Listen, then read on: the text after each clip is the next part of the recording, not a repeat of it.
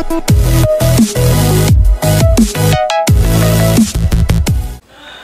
guys, it's Invoked 101, and today I'm doing my DDD deck profile. Since ABC's got hit on the ban list, and now there's also a bunch of different cards that have come off the ban list or been hit, some of those do affect some of the decks I play, so now I have to put up some decks that maybe you guys either haven't seen in a while, wanted updates to, or just weren't totally hit by the ban list. One of those decks is one of my personal favorites, which is DDD. I've actually been meaning to put this deck back together for a really long time, just haven't really found a way to do it or had the cards to. So this is a bit of a different build than the one I did last time, has a few more Link monsters, and before anyone goes down in the comments, I know what Master King Archfiend does. I know in the last video I got plenty of comments telling me I did not know what Master King Archfiend did.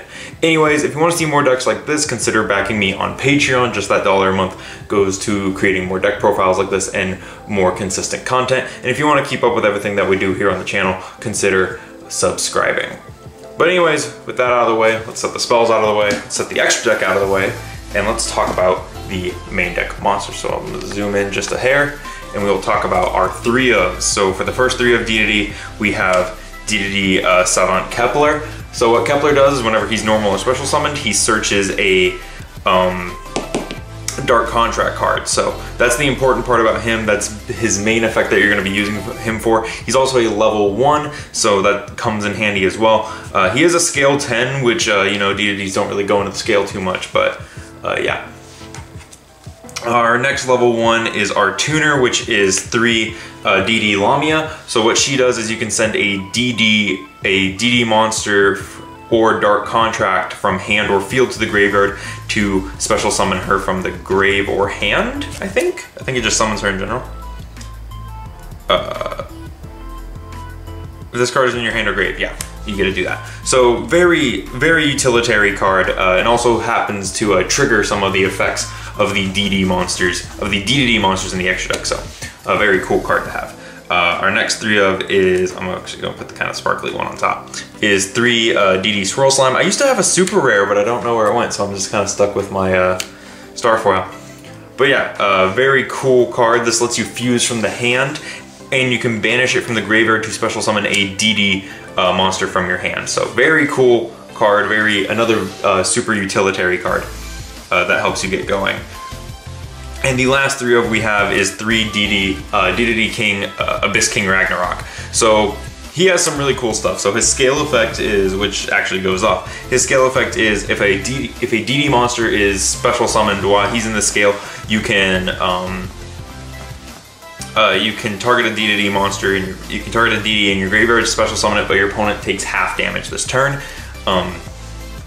Then if he is special summoned, you get to target a DD monster in the graveyard and special summon it. So just a super monster, just essentially a monster reborn no matter what, and a very cool card with 2200 attack and 3000 defense. I believe you can also tribute a DD monster to pop a card on your opponent's side of the field, so that's very nice. 3k booty, level 8, very cool card. So that's it for our 3 of, so I'm just gonna kind of move them out of the way for now, because we're gonna talk about our 2 ofs now. There are some 2 ofs in this deck.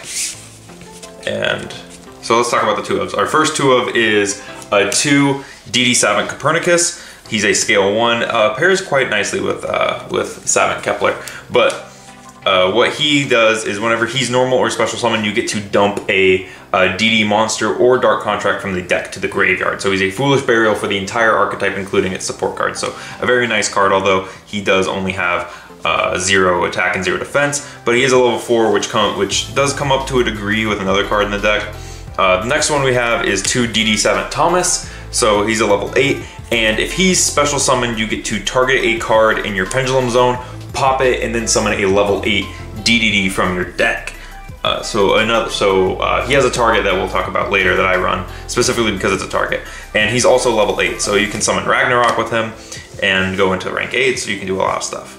So our next level 1 is 2 DD Necro Slime. So what he does is you banish him and appropriate materials from the graveyard to fusion summon a DDD fusion monster from your extra deck. So very cool card. He's also level 1, so he kind of fits with the theme of like them all being level 1s. And so next we have, and that's it for our 2-ofs. So after that we have our 1-ofs, which there's quite a few 1-ofs. So our first 1-of that we'll talk about is probably one of the more important ones, which is DD Orthros. So what he is you put him in the scale and you can target a dark contract you control on a card and a spell and trap your opponent controls, and then pop both. And then I don't know what his monster effect is, but he is a tuner, so a level 4 tuner, which is nice for the deck. So you can sync him with some stuff to do some plays. Another 1-of tuner we have is DD Ghost. When this card is sent to the graveyard, you can target a DD in your graveyard, send another copy of it, and then when this card is banished, you can target a different banished DD that isn't DD Ghost and put it back in your graveyard. So very cool. I usually use this with Allure of Darkness to return like a Swirl Slime or something. And then next up we have the combo players, which is DD Baphomet and DD Night Howl. Originally, I don't think these were in my last build, but I do quite like having them in the deck. This is our level 3 tuner, so we have our Lamia as our level 1, our level 2, our level 3, and our level 4 tuners. So what he gets to do is he gets to modulate levels of different DDDs. So basically what he does is he just helps you make Xyz a lot easier. And for our last 1-of is DDD Doom King Armageddon. I've never used his effect ever because the only time I summon him is off of Thomas. He is just an overlay material to me. So he does have 3k, which is kind of cool, but for the most part, I know that he can't be destroyed by card effects that don't target him. So like if your opponent Regekis, he stays, which is really weird. So there's that. And that's it for the monsters. I don't have hand traps in the deck. Although you could probably take out, if you wanted to take out some cards, you'd probably want to take it from here. Baphomet and Night Howl, and then Ghost, maybe. You could also probably take out the Armageddon. So just those cards I would consider if you want to take out for hand traps. I personally would run 2 Ash and a Veiler or something along those lines. You also run Call by the Grave in this deck, which I'm not running. So for our spell cards, we have for our Dark Contracts, I'm playing 3 Dark Contract with the Gate. This is your Rhoda for the deck. Searches 1 every turn and then burns you for 1,000 in the standby. So there's that. And then I've cut down Dark Contract with the Swamp King to 1. This is your fusion card. It lets you fuse from hand, field, or banish from graveyard, which is fantastic. And again, it burns you for 1,000 in the standby. But this card is really good. But with the advent of Lynx, this card I felt needed to be cut down to 1. So another 1-of is Raigeki. I'm playing it because it's a board wipe. And then some more spell cards. I'm playing 3 Allure. It's a dark deck. Allure is at 3. I'm gonna play it. I'm playing a 1-for-1 because it summons a ton of stuff from this deck. It summons Necro, it summons Kepler, it summons Lamia. Helps you get going and also isn't a bad thing to put a DD monster in the graveyard. I'm running 2 Burial from a different dimension to put stuff back into my graveyard. And then I'm running 2 Pot of Acquisitiveness to put stuff back into my deck. So we have that. And then for my last spell card, I'm playing Monster Reborn. It comes up every now and then. It's mostly for the extra deck monsters that I'm playing. So that's it for the spell cards.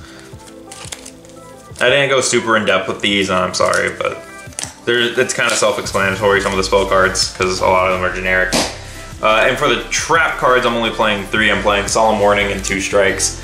I was playing Solemn Scolding, but I didn't want this deck to be 41, so I'm playing these ones. This could be Judgment. My Judgment is currently in a different deck that I don't want to take out. So there you go, those are my traps. And that is it for the main. That's all the main deck has.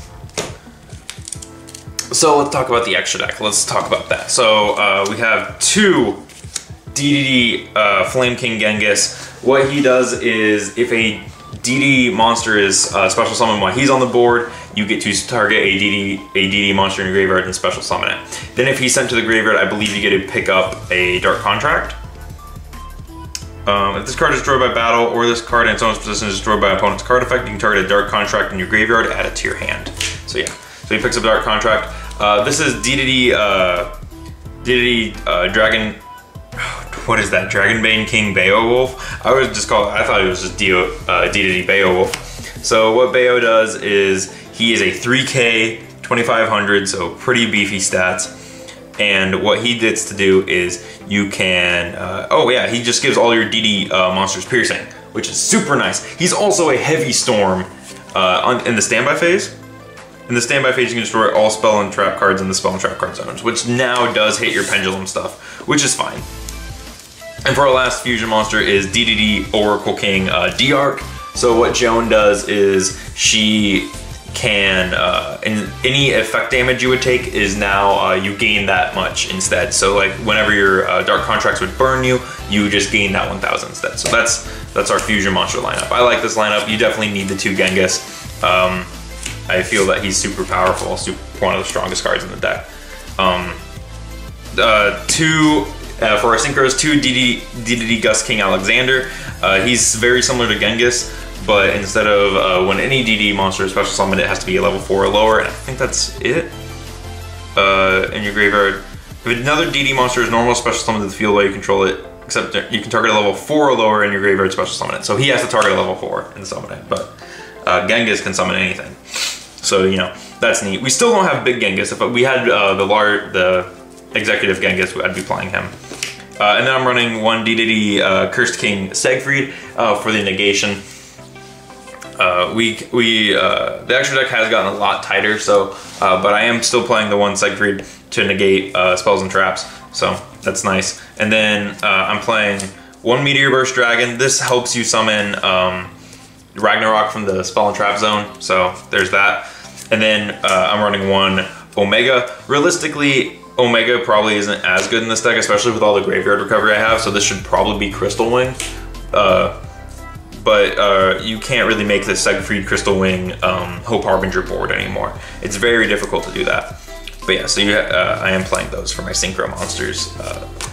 Some of the best cards in the deck are the Synchro monsters. And then for our Exes, I'm only playing 2. I'm playing 1 Kali Yuga, and I'm playing 1 Hope Harbinger. Really, these are the only 2 you need. You don't need the rank 4. I like these 2. I think that they're fine. I definitely make this one over this one quite a bit. Although this one is pretty nice because once you summon them, your opponent can't really do anything. You can hit them for quite a bit of damage. And for our links are important. So for I'm running 1 Master King Archfiend, who is in here solely because he is a Fiend Link monster and that's all he takes to summon. So we have that. If you don't want to run Master King Archfiend, you can run Wee Witch Apprentice instead. She does have a bit more utility in the deck, but I only have the 1, so I'm playing her in here next to him. So yeah, there we have that. And then for our Link 1, I'm playing Link Kuriboh. I just felt that, you know, we have a lot of level 1s in the deck. This could help cycle through some of them. And then I'm playing 1 Firewall Dragon because, you know what, why not? Anyway, Firewall Dragon dodged the ban list, so let's play Firewall Dragon. This could also be Saryuja. I feel that Saryuja would be another good pick for this deck, so there is that. And that is my DDD deck. It is all here. You've seen it all now. That's it. I actually quite enjoy DDDs. This is another one of those decks that I've put together. I am going to be playtesting this later today. I'm super excited to playtest it. But again, it's going to be against a more casual thing. You can probably make this a bit more competitive if you really wanted to. Again, adding hand traps, adding Called by the Grave, which if you really must know, I'd probably take out the Pot of Acquisitiveness or the Burials if you want to run Calds. I think that would definitely help. And then you could probably take out the Bayo, the Baphomet, and the Night Howl for like 2 Ash Blossom, realistically. So yeah, tell me your thoughts in the comments below, and I'll see you guys in the next video.